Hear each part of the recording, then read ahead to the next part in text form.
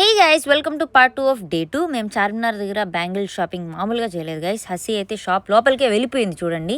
ఆ తర్వాత మా కలెక్షన్లోకి ఏవి కొత్తగా అనిపిస్తున్నాయి, ఏవైతే మా దగ్గర లేవో అవైతే షాప్ చేసాము.